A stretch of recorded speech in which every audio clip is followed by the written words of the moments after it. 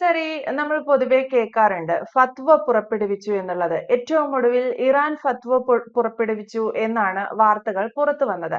എന്താണ് ഈ ഫത്വ എന്ന് പറയുന്നത്? അത് പുറപ്പെടുവിച്ചു കഴിഞ്ഞാൽ ഒരു രാജ്യത്തിന് മറ്റു രാജ്യങ്ങളെ അല്ലെങ്കിൽ അവർ ആക്രമിക്കാൻ ഉദ്ദേശിക്കുന്ന രാജ്യങ്ങളെ നിയമങ്ങൾക്കൊക്കെ അപ്പുറത്ത് നിന്നുകൊണ്ട് ആക്രമിക്കാൻ സാധിക്കുമോ, ഇല്ലാതാക്കാൻ സാധിക്കുമോ?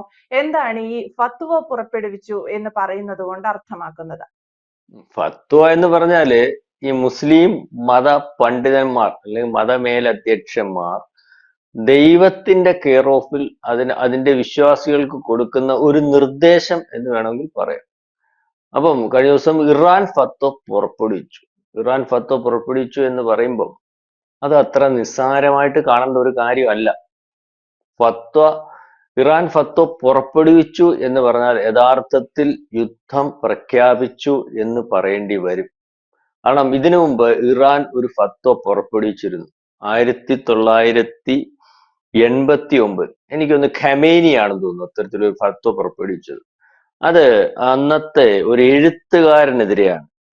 ഒരു പുസ്തകം ദ സാത്താൻ വേഴ്സസ് സൽമാൻ ഖുർഷി എന്ന് പറയുന്ന ഒരു എഴുത്തുകാരനെതിരെ അയാൾ ദൈവനിന്ദ നടത്തി അയാളെ അല്ലെങ്കിൽ ഇല്ലായ്മ ചെയ്യണം, അംഗഭംഗം വരുത്തണം, അല്ലെങ്കിൽ അത് അത്തരത്തിലൊരു ഫത്വയായിരുന്നു. പക്ഷെ അത് വലിയൊരു പ്രശ്നം ലോകത്തുടനീളം ഉണ്ടാക്കി. നിങ്ങൾ ശ്രദ്ധിച്ചാൽ മനസ്സിലാവും, ലോകത്തുടനീളം ഈ പുസ്തകത്തിനെതിരെ, ഈ എഴുത്തുകാരനെതിരെ, അല്ലെങ്കിൽ അത്തരത്തിൽ ആക്രമിക്കപ്പെടുന്ന ഒരവസ്ഥ ഇന്ത്യയിലുടനീളം വളരെ സംഘർഷം ഉണ്ടായി. അല്ലെങ്കിൽ ഈ പുസ്തകം വിൽക്കുന്ന ബുക്ക് സ്റ്റാളുകൾ ഉൾപ്പെടെ അടിച്ചു തകർക്കപ്പെട്ടു, അല്ലെങ്കിൽ അത്തരത്തിൽ പ്രതിഷേധം ഉണ്ടായി. ഏതാണ്ട് പലവട്ടം ഈ ഇദ്ദേഹത്തെ കൊല്ലാൻ ശ്രമിക്കുകയും ഇദ്ദേഹത്തിന്റെ ഒരു ഇടത് കണ്ണാന്ന് തോന്നുന്നു ഇപ്പൊ നഷ്ടപ്പെടുകയൊക്കെ ചെയ്തത്. ഇപ്പോഴും അയാൾക്ക് സ്വൈരവിഹാരത്തിൽ അല്ലെങ്കിൽ പരസ്യമായിട്ട് ജീവിക്കാൻ പറ്റാത്തൊരവസ്ഥയുണ്ട്. അപ്പൊ അത്തരത്തിലാണ് ഫത്വ എന്ന് പറയുന്നത്. അപ്പൊ ഇന്നലെ ഇറാൻ പുറപ്പെടുവിച്ചിരിക്കുന്ന ഫത്വ നമ്മൾ പരിശോധിക്കുമ്പോൾ, ഫത്വ എന്ന് പറഞ്ഞാല് ട്രംപ് നെതന്യാഹു ദൈവ നിന്ദ നടത്തി, അല്ലെങ്കിൽ അത്തരത്തിൽ ദൈവനിന്ദ നടത്തുന്ന ആൾക്കാരാണ്, അവർ ശിക്ഷിക്കപ്പെടണം, അവർ ഇല്ലാതെയാകണം, അതാണ് ദൈവഹിതം. അതായത് അവർ ഒന്നുകിൽ കൊല്ലപ്പെടണം, അല്ലെങ്കിൽ അംഗഭംഗം ഉണ്ടാവണം. അത് നേരത്തെ അറിയില്ല, നമുക്ക് ഏറ്റവും ഇതിനകത്ത് അത് ഫത്വ ഒന്നും അല്ലെങ്കിൽ ജോസഫ് മാഷിന്റെ കൈയും കാലും ഒക്കെ പോയ ഒരവസ്ഥ കേരളത്തിൽ ഏറ്റവും അടുത്ത് നമുക്ക് പറയാം. അപ്പൊ ആ കൈയും കാലും വെട്ടിയതിനകത്ത് തന്നെ ഇവര് പറയുന്ന ചില നിയമങ്ങൾക്കനുസൃതമായിട്ടാവട്ടെ, എനിക്കൊന്ന് ഇടത്തെ കാലോ അല്ലെ വലത്തെ കൈയോ അങ്ങനെയൊക്കെ ആയിരുന്നു. അത് കൃത്യമായിട്ട് അയാൾ ഒരു ദൈവനിന്ദ നടത്തി, അദ്ദേഹം മുഹമ്മദിനെ മോശമാക്കി എന്ന് പറഞ്ഞാണല്ലോ അദ്ദേഹത്തിനെതിരെ അദ്ദേഹത്തിന്റെ ചോദ്യ പേപ്പറിൽ മുഹമ്മദിനെ മോശമാക്കി ചോദ്യം ഉണ്ടാക്കി എന്ന് പറഞ്ഞ ഒരു ആരോപണമാണ്. അദ്ദേഹം അങ്ങനെയൊന്നും അല്ല ചെയ്തത്, മുഹമ്മദിനെ അല്ല ഉദ്ദേശിച്ചത്, വൈക്കം മുഹമ്മദ് ബഷീർ അല്ലെങ്കിൽ അത്തരത്തിൽ എന്തോ ഒരു സാഹിത്യത്തിന് കെയർ ഓഫ് ഉള്ള ഒരു ചോദ്യോത്തരമൊക്കെയാണ്. അപ്പൊ അതൊന്നും അവർക്ക് പ്രശ്നമല്ല. ഈ ഒരു പേര് ആ വിഷയം, അപ്പൊ അദ്ദേഹത്തെ കൈകാര്യം ചെയ്ത് ദൈവനിന്ദ നടത്തിയവനെ കൈകാര്യം ചെയ്യേണ്ടതിന് അതിനകത്ത് അതും എങ്ങനെ വേണമെന്ന് എഴുത്തുകുത്തുകൾ ഉണ്ടാവാം. അതിനനുസരിച്ചാണ് അദ്ദേഹത്തെ കൈകാര്യം ചെയ്തതെന്ന് മനസ്സിലാവും. അപ്പം ഇതിനകത്ത് ഇറാൻ ഈ യുദ്ധം പ്രഖ്യാപിക്കുമ്പോൾ നാളെ കാലത്ത് ഒരു സൈനിക യുദ്ധമല്ല. ഇപ്പൊ തന്നെ ഇന്നലെ നെതർലൻഡ്സിൽ വളരെ വലിയ പ്രക്ഷോഭം, അല്ലെങ്കിൽ പാലസ്തീൻ അനുകൂല പ്രക്ഷോഭം എന്ന് പറഞ്ഞ് വളരെ വലിയ പ്രക്ഷോഭം ഉണ്ടാവുകയും അത് ഒരുപക്ഷെ ഒരു സംഘർഷത്തിലേക്ക് കലാശിക്കുകയും ചെയ്യുന്ന ഒരവസ്ഥയുണ്ട്. അപ്പം ഇതിനകത്ത് ചോദിച്ചതുപോലെ നെതന്യാഹുവിനെ കൊല്ലാൻ പറ്റുമോ, ട്രംപിനെ നാളെ കാലത്ത് കൊല്ലാൻ പറ്റുമോ എന്ന് ചോദിച്ചാൽ പറ്റത്തില്ല. പക്ഷെ ഈ രാജ്യങ്ങൾ, ഇറാന്റെ ഒരു അവസ്ഥ അനുസരിച്ച് ഇപ്പൊ ഷിയ മുസ്ലിങ്ങളുടെ മതമുണ്ട്. അപ്പം ഷിയ മുസ്ലിങ്ങളായാലും സുന്നി മുസ്ലിങ്ങളായാലും ഇത്തരത്തിൽ ഫത്വ വരുമ്പോൾ അവർക്കിത് എല്ലാവർക്കും ഒരുപോലെ ബാധകമാണ്. അപ്പം പ്രോക്സികളുടെ രാജാവ്, അല്ലെങ്കിൽ പ്രോക്സികളെ പ്രൊമോട്ട് ചെയ്യുന്നതിന് അറിയാമല്ലോ, അവിടെ തന്നെ ഹമാസ്, ഹിസ്ബുള്ള, ഹൂത്തികൾ, ഇതിന്റെ എല്ലാം പ്രൊമോട്ടറും ഫണ്ടറും ഒക്കെ ഈ ഇറാനാണ്.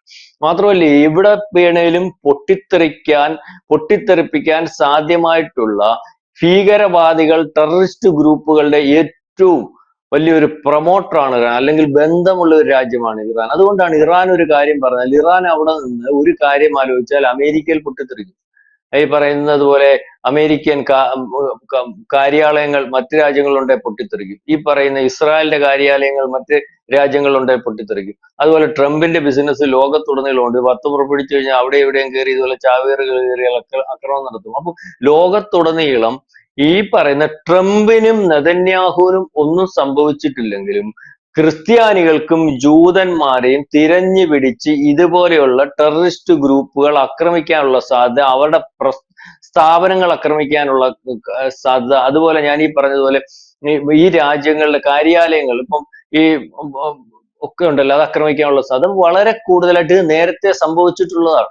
അപ്പൊ ആ രീതിയിലേക്കുള്ള ഒരു നീക്കമാണ് ഇറാൻ ഉദ്ദേശിക്കുന്നത്. അപ്പം ഈ ട്രംപിനെയും നെതന്യാഹുവിനെയും വേണ്ട, ജൂതന്മാര്, ക്രിസ്ത്യാനികള്, ഇപ്പൊ ഇന്ത്യയിലോട്ട് വരുമ്പം ഇവരെ രണ്ടുപേരും അല്ലെങ്കിൽ ആക്രമിക്കപ്പെടാൻ സാധ്യതയുള്ളതെന്ന് പറഞ്ഞാൽ ഇവിടുത്തെ ഹിന്ദുക്കളാണ്. ഇപ്പൊ തന്നെ കഴിഞ്ഞ ദിവസം ഈ നെതർലാൻഡ്സിലെ കാര്യം പറഞ്ഞല്ലോ, അതിനുശേഷം അഫ്ഗാനിസ്ഥാനിലല്ല, ബംഗ്ലാദേശിൽ അറിഞ്ഞായിരുന്നല്ലോ. ബംഗ്ലാദേശിൽ അവിടെ ന്യൂനപക്ഷ വേട്ട, അല്ലെങ്കിൽ ഹിന്ദുക്കൾ തെരുവിലായിരുന്നു. ആ ഹിന്ദുക്കളുടെ വളരെ വലിയൊരു പ്രക്ഷോഭം. അതിനുശേഷം അവിടെ എനിക്ക് തോന്നുന്നു BSP നേതാവാന്ന് തോന്നുന്നു, ഒരു നേതാവ് ഒരു പെൺകുട്ടിയുടെ വീട്ടിൽ കടന്നു കയറി വളരെ ക്രൂരമായിട്ട് മർദ്ദിക്കുകയും കൂട്ടബലാത്സംഗം ചെയ്യുകയും ആ ബലാത്സംഗത്തിന്റെ ചിത്രങ്ങൾ എടുത്ത് സാമൂഹ്യ മാധ്യമങ്ങൾ പ്രചരിപ്പിക്കുകയൊക്കെ ചെയ്തു. അവിടെ വലിയ സംഘർഷത്തിലായി. അവനെ പിടികൂടി. ഹിന്ദുക്കൾ, ആ പ്രദേശം ഹിന്ദു ഭൂരിപക്ഷ പ്രദേശമായതുകൊണ്ട് അവനെ പിടികൂടി, അവനെ മർദ്ദിച്ചു. പക്ഷെ പോലീസോ ഭരണകൂടമോ ഈ പ്രവൃത്തിക്ക് അവനെ വേണ്ട രീതിയിൽ ശിക്ഷിക്കുന്നതിനോ അറസ്റ്റ് ചെയ്യുന്നതിനോ തയ്യാറായിട്ടില്ലെന്ന് പറഞ്ഞുകൊണ്ട് വീണ്ടും അവിടെ വലിയ സംഘർഷവും, അല്ലെങ്കിൽ ഇത്തരത്തിൽ ഹിന്ദുക്കൾ തെരുവിലും ഒക്കെ നിൽക്കുന്ന ഒരു അവസ്ഥയുണ്ട്. അപ്പൊ ഞാനീ പറഞ്ഞത്, ഇതിന്റെ ഫലമായിട്ട് അനുഭവിക്കാൻ പോകുന്നത് പറഞ്ഞാൽ സാധാരണക്കാരനായിട്ടുള്ള ക്രിസ്ത്യാനിയും അല്ലെങ്കിൽ മറ്റ് ജോലിയിൽ ഏർപ്പെട്ടിരിക്കുന്ന ജൂതനും ഇന്ത്യയിലേക്ക് വരുമ്പോൾ, അല്ലെങ്കിൽ ബംഗ്ലാദേശിലേക്ക് വരുമ്പോൾ ഹിന്ദു ഒക്കെയാണ്. അത് ബലാത്സംഗത്തിന്റെ പേരിലായാലും, അല്ലെങ്കിൽ വീട് കത്തിക്കുന്നതിന്റെ പേരിലായാലും, മറ്റു പലതിന്റെയും പേരിലേക്കുള്ള ആക്രമണങ്ങൾ അല്ലെങ്കിൽ പ്രക്ഷോഭങ്ങൾ, ഇത്തരത്തിലുള്ള കാര്യങ്ങളിലേക്ക് പോകും. അതായത് ഈ ഒരു യുദ്ധം ഒരു രാജ്യം അങ്ങോട്ടും ഇങ്ങോട്ടും നടത്തിയാൽ, അങ്ങോട്ടും ഇങ്ങോട്ടും മത്സരിച്ച് അല്ലെങ്കിൽ ആക്രമിച്ച് ആ രാജ്യത്തെ കീഴ്പ്പെടുത്തി പോകുന്ന ഒരു അവസ്ഥയുണ്ട്. ഇപ്പം ഇത് അങ്ങനെ ആവത്തില്ല.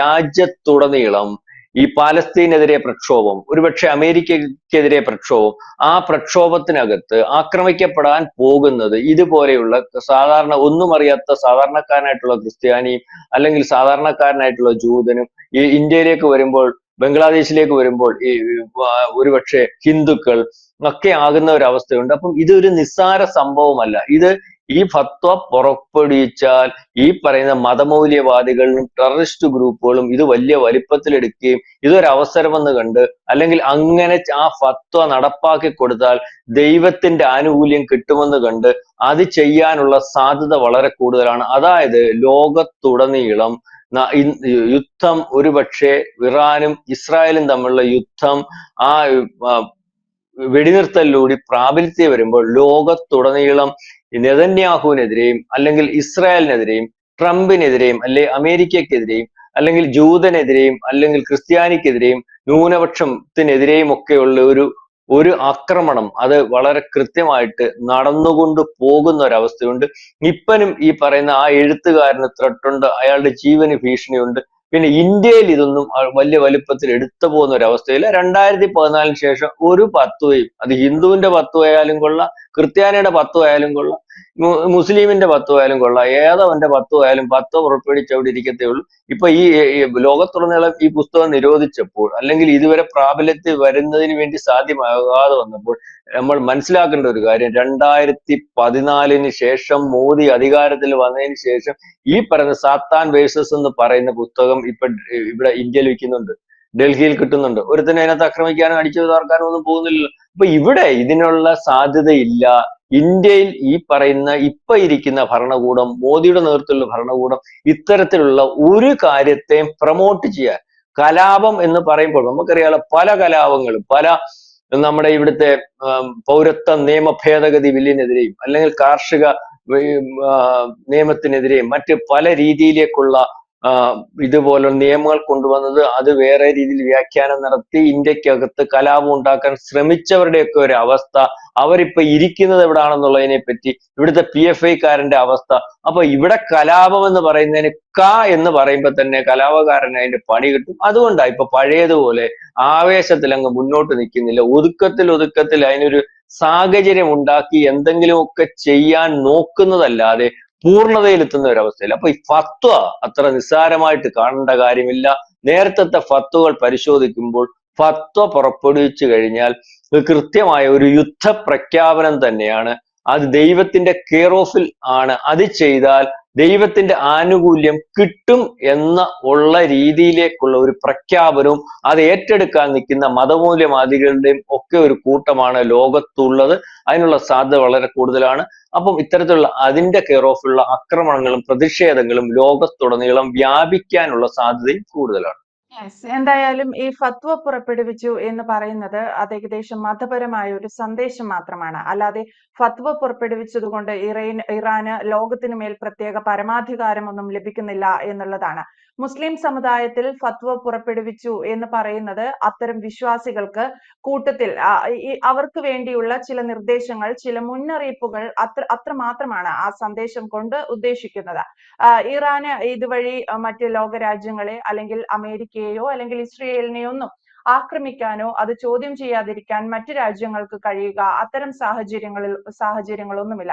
കാരണം സോഷ്യൽ മീഡിയകളിൽ ഈ ഫത്വ പുറപ്പെടുവിച്ചു എന്നതിന്റെ പേരിൽ ആളുകളെ തെറ്റിദ്ധരിപ്പിക്കുന്ന തരത്തിലാണ് പല ആളുകളും ഇതിനെക്കുറിച്ചുള്ള പ്രസ്താവനകൾ നടത്തുന്നത്. വ്യക്തമാണ്. Thank you Prashant sir. കൂടുതൽ വാർത്തകളും വിശേഷങ്ങളും നിങ്ങളിലേക്ക് എത്താൻ ABC മലയാളം സബ്സ്ക്രൈബ് ചെയ്യുക, ബെൽ ബട്ടണും അമർത്തുക.